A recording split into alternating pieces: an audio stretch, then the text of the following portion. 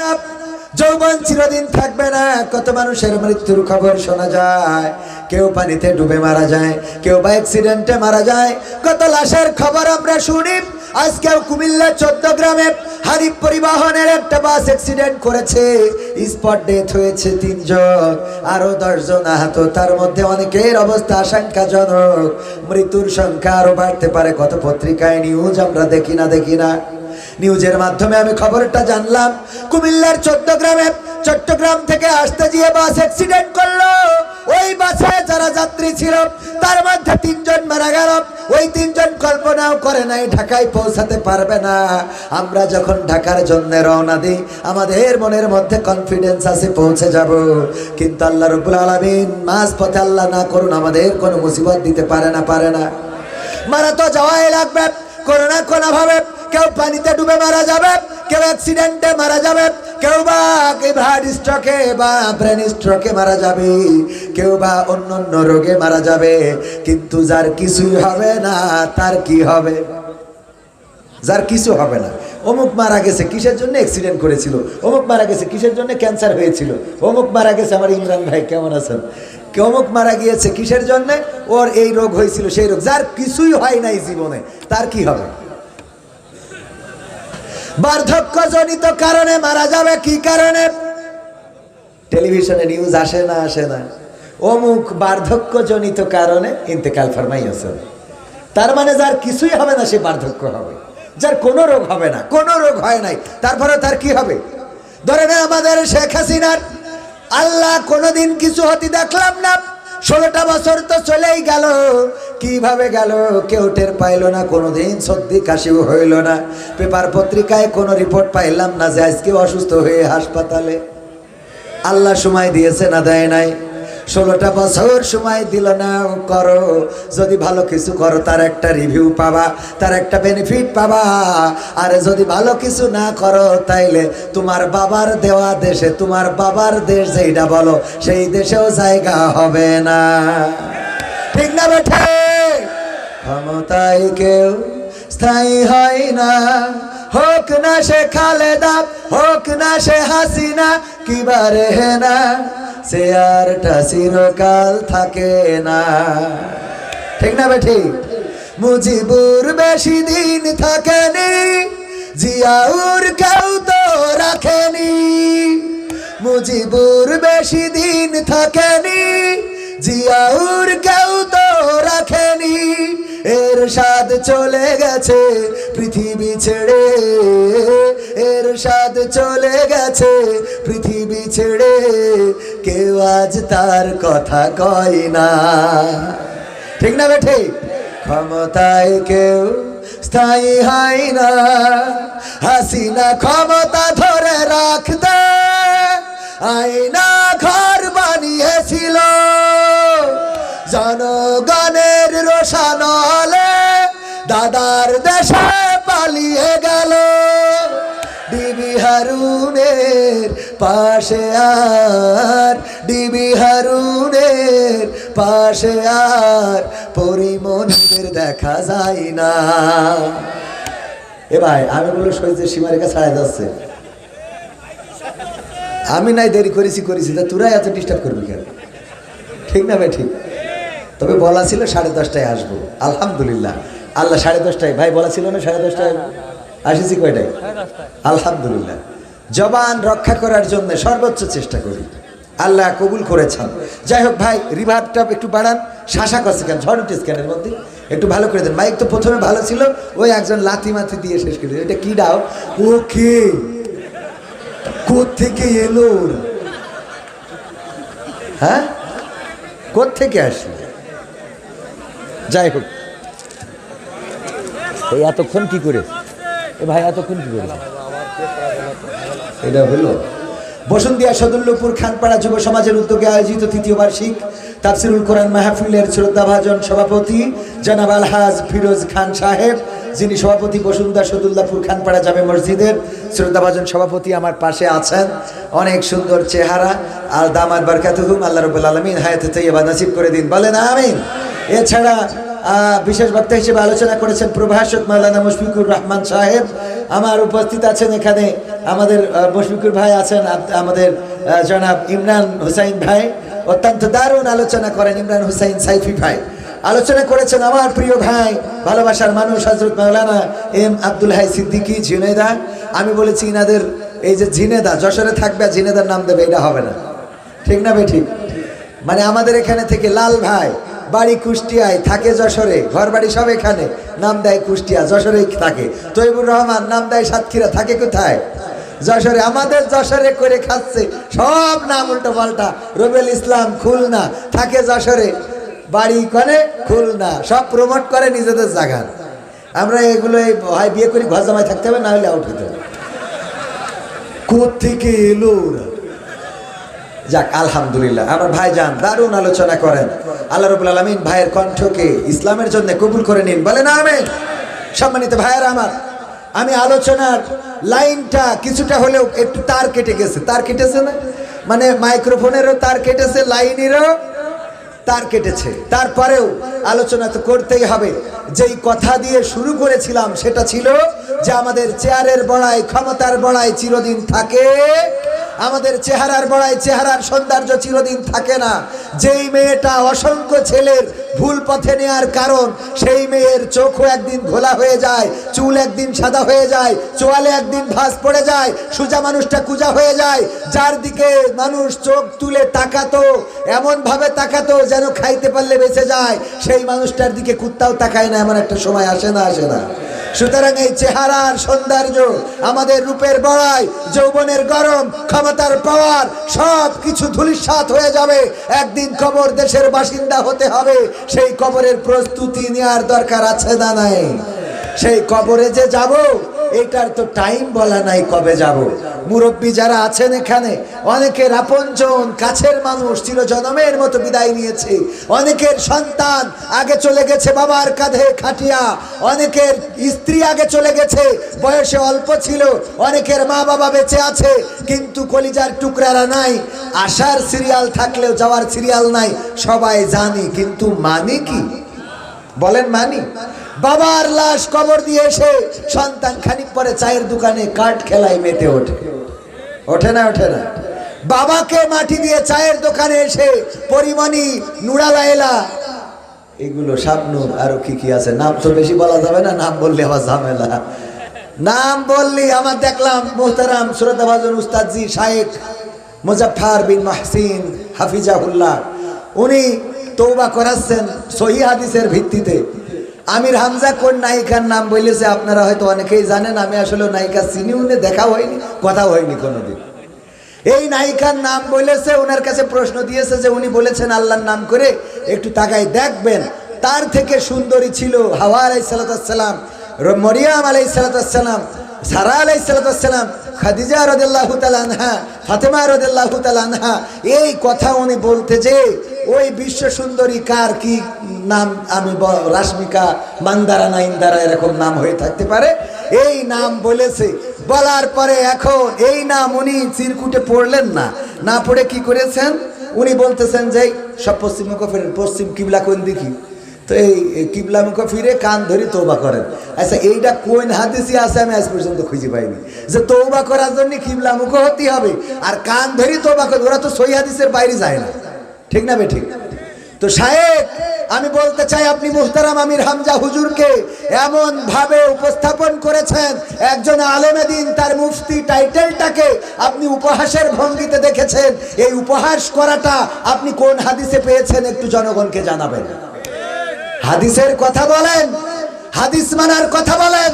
গীবত ছাড়া আপনার আলোচনায় কিছু পাওয়া যায় না, অপরজনের পিছনে লাগা ছাড়া আলোচনায় কিছু পাওয়া যায় না।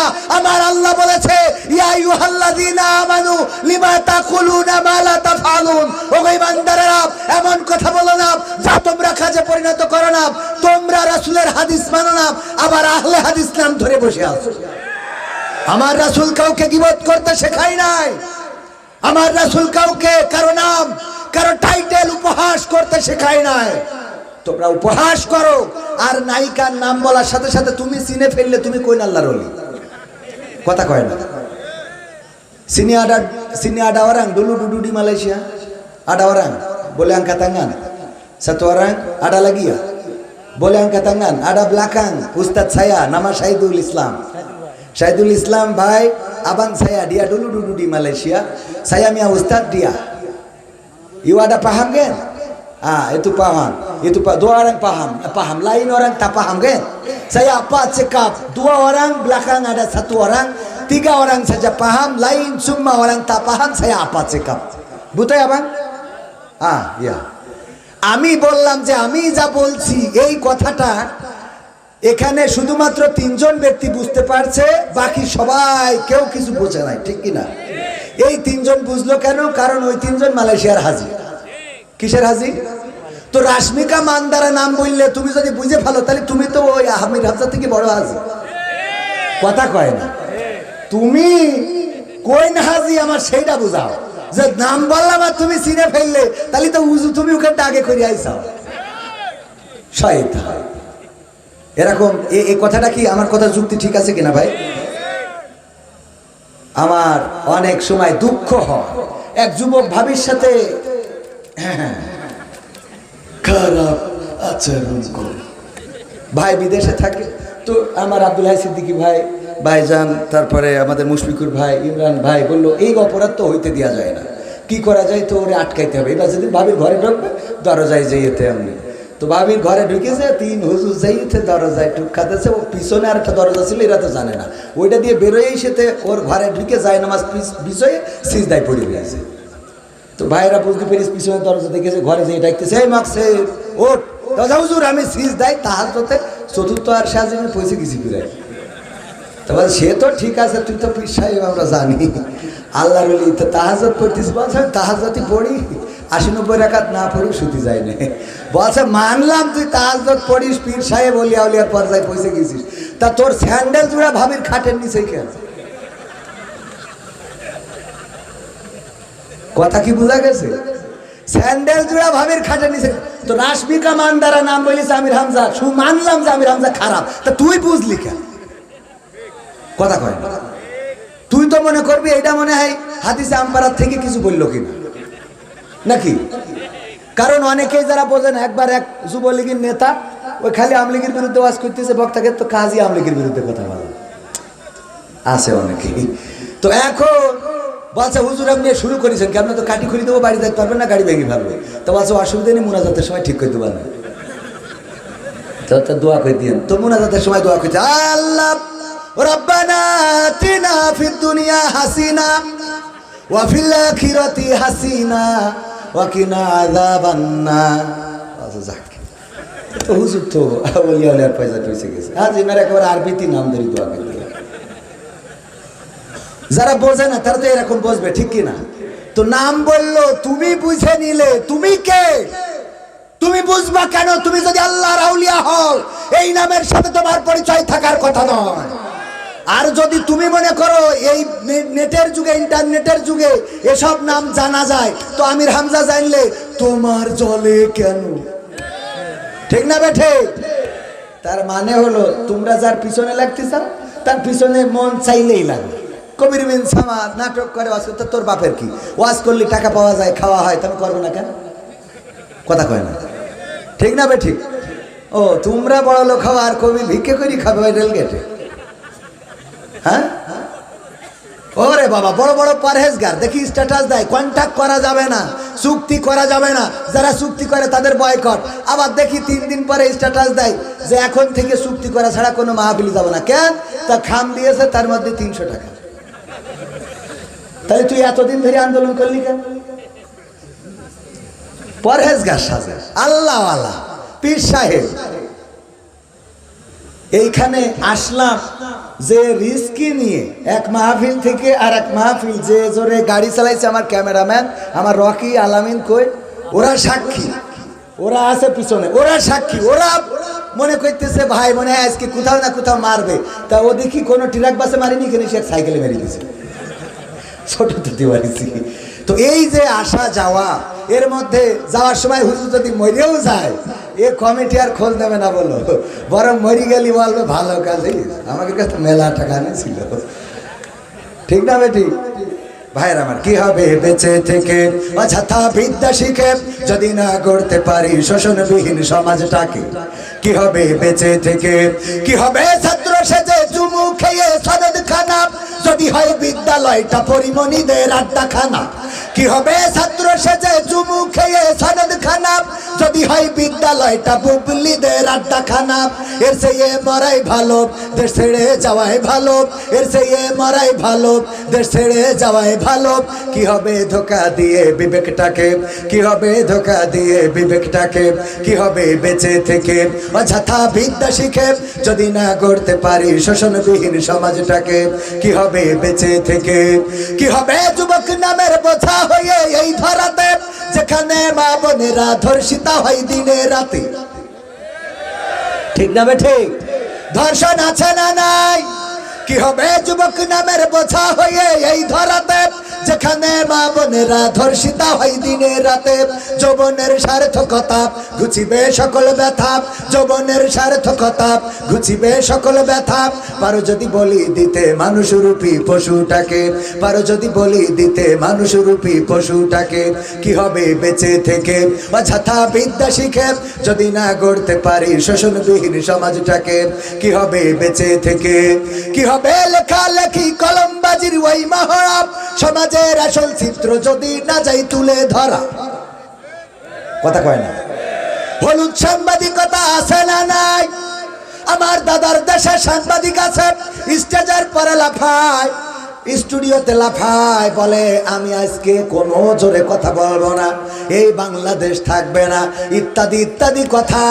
আর আমার দাদার দেশে কত প্রোপাগান্ডা চালালো, এই দেশে নাকি হিন্দু নির্যাতন হচ্ছে, এই দেশে নাকি মুসলমানরা হিন্দুদের আগা কেটে দিচ্ছে। কোন জায়গায় ঘটিছে? ওই দেশে প্রচার হচ্ছে, এটা জানেন কিনা? বলছে চলো চলো ঢাকা চলো। কেন চলো?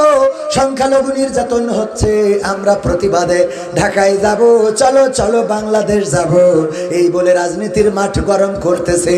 ওগো আমার ভাইয়েরা, আমরাও বললাম আইসো, আমরা কেসি নিয়ে দাঁড়ায় আছি বর্ডারে, আইসো কাঠপোয়া ঢুকাবো, পাখানো ভাই যাও। এই দেশ স্বাধীন করেছি রক্ত দিয়ে। আগামীকাল বিজয় দিবস 16ই ডিসেম্বর। আমাদের ভাইয়েরা রক্ত দিল, জীবন দিল, শহীদ হলো। লাখে লাখে শহীদ হয়ে রক্ত দিয়ে আমার মা বোনেরা ইজ্জত হারিয়ে একটা স্বাধীন সার্বভৌম বাংলাদেশ এনেছে। এই বাংলাদেশকে কোনো বাতিলের কাছে, কোনো পরাশক্তির কাছে আমরা ইজারা দিয়ে দেব না। ঠিক না বেঠে? আমরা রক্ত লাগে রক্ত দেব, জীবন লাগে জীবন দেব। কিন্তু আমার দাদাদের বসানো সরকার, দাদাদের বসানো ডাক্তার প্রেসক্রিপশন দাদারা দিত, আর ওই ডাক্তার আমাদের চিকিৎসা দিত। সেই ডাক্তার নিয়ে চলে গেছে, আমাদেরও রোগ ভালো হয়ে গেছে। এখন আর নতুন করে দাদার দেশের ডাক্তার আমাদের দেশে চলবে না।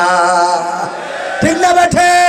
আমি বলি বাবা দাদারা, তোমরা প্রচার করো তোমাদের দেশে, তোমরা বলেছ আমাদের দেশে সংখ্যালঘু নির্যাতন হচ্ছে। আমি বলেছি আল্লাহর কসম করে বলি, সংখ্যালঘু নির্যাতন হচ্ছে না, বরং আমাদের দেশে, এই বাংলাদেশে সংখ্যাগরিষ্ঠ নির্যাতন হচ্ছে, যার বিরুদ্ধে প্রতিবাদ জানানো দরকার। আমরাই প্রতিবাদ করব, কারণ আমাদের, আমি যদি প্রমাণ দিই, 1 নম্বর ব্যক্তি হলেন পীরে কামেল, পীর ওলিয়া উলিয়ার পর্যায়ে পৌঁছে গেছে। আমার বঙ্গবন্ধুর পরিবার ইসলাম প্রচারের জন্য বাংলাদেশে এসেছিলেন, ইসলাম প্রচার করতে এসেছিলেন। সেই পরিবারের সন্তান জননেত্রী শেখ হাসিনা, দেখেন কত বড় আল্লাহওয়ালা। সকালবেলা উঠে আগে যায় নামাজ খোঁজে, তারপরে ফজরের নামাজ আদায় করে, তারপরে কোরআন তেলাওয়াত করে, এরপরে দিনের শুরু করে। আর আমরা তার হেলিকপ্টারে করে দাদার কাছে পাঠালাম। সে সংখ্যালঘু না সংখ্যাগরিষ্ঠ? কথা কয় না? কি গরিষ্ঠ? সংখ্যাগরিষ্ঠ। 2 নম্বর আউলিয়া পীরে কামেল হযরত শামীম ওসমান হাফিজাহুল্লাহ। দেখেন কত রাকাত, 80 রাকাত, 90 রাকাত তাহাজ্জুদের নামাজ না পড়ে ঘুমোতে যায় না। কত বড় পরহেজগার আল্লাহ, এত বড় তাহাজ্জুদ গুজারি। আমি গোটা মাসেও তো 80 রাকাত 90 রাকাত দূরের কথা, 8-10 রাকাত তো তাহাজ্জুদ পড়া হয় না। ওয়াজ করে গাড়ি চালাই, বাড়ি জাতি জাতি তো ফজর হয়ে যায়, এর মধ্যে তাহাজ্জুদ পড়বো কখন? আর আমার শামীম ওসমান কত বড় আল্লাহওয়ালা, 80 রাকাত 90 রাকাত তাহাজ্জুদ পড়ে। এই পীর সাহেবকে পর্যন্ত আমরা বুরকা পরায়ে বিদায় করলাম। তাহলে 2 নম্বর আউলিয়া, সেও সংখ্যাগরিষ্ঠ না সংখ্যালঘু? সংখ্যাগরিষ্ঠ 3 নম্বর আউলিয়া হযরত সালমান এফ রহমান হাফিজাহুল্লাহ। দেখেন দরবেশ বাবা বলে অনেকেই তার মৌজেজা দেখেছিল বাংলাদেশে যারা শেয়ার ব্যবসা করে, কত সুন্দর করে শেয়ার কেলেঙ্কারি করলো মৌজেজা দেখায়। আমার মুসা আলাইহিস সালাম নদীর মধ্যে রাস্তা বানাই দেখাই দিল, ইব্রাহিম আলাইহিস সালাম আগুনের মধ্যে ফুল বাগান বানালো, আর আমার মুসা আলাইহিস সালাম পুড়ে গেল তুর পাহাড় পুড়ে গেল, কিন্তু মুসা পড়লো না। আমার নূহ নবী কিস্তি বানালো, আর আমার ইউসুফ আলাইহিস সালাম কূপের মধ্যে পড়ে গেল, সেখান থেকেও মুক্তি পাইলো। তারপরে এমনি ভাবে এক এক নবীর মৌজেজা এক এক রকম ছিল। মুসা আলাইহিস সালাম লাঠি ছেড়ে দিলে লাঠি সাপ হয়ে যেত, হাতের মধ্যে ঢুকাইলে আগুন জ্বলতো। আর আমার দরবেশ বাবা শেয়ার বাজারে গেল, আর শেয়ার বাজার অমনি লুটপাট হয়ে গেল। সবাই জোরে জোরে বলেন সুবহানাল্লাহ। এই সুবহানাল্লাহ কুল্লু খারাপ, নাউযুবিল্লাহ। এই দরবেশ বাবা এত বড় আউলিয়া যে শেয়ার বাজার কেলেঙ্কারি করে দিল মৌজেজা দেখায়, আর আমরা তার তাড়ালাম, এমনকি নূহ নবীর কিস্তিতে চড়ার পরে দাড়ি পর্যন্ত রাখলাম না। সে সংখ্যালঘু না সংখ্যাগরিষ্ঠ? 4 নম্বর আউলিয়া হযরত ওবায়দুল কাদের রাহিমাহুল্লাহ। খেলা হবে, পালাবো না, প্রয়োজন হলে ফখরুলের বাসায় গিয়ে উঠব। এই আল্লাহর ওলি গৌর গোবিন্দের মতো কোথায় হারাই গেল? বলল পালাবো না। সেই আল্লাহর ওলিও চলে গেল কোথায়? এখনো দেখা মিলল না। অনেকের তো মাঝে মাঝে দেখা যায় আমেরিকায়, মাঝে মাঝে দেখা যায় লন্ডনে, মাঝে মাঝে জেলখানায়, মাঝে মাঝে কেউ ডিম খায় উপর দেবা নিচে দিয়ে। কিন্তু ভাইয়েরা আমার, এই আল্লাহর ওলির এখনো পাইলাম না। এই লোক সংখ্যাগরিষ্ঠ না সংখ্যালঘু?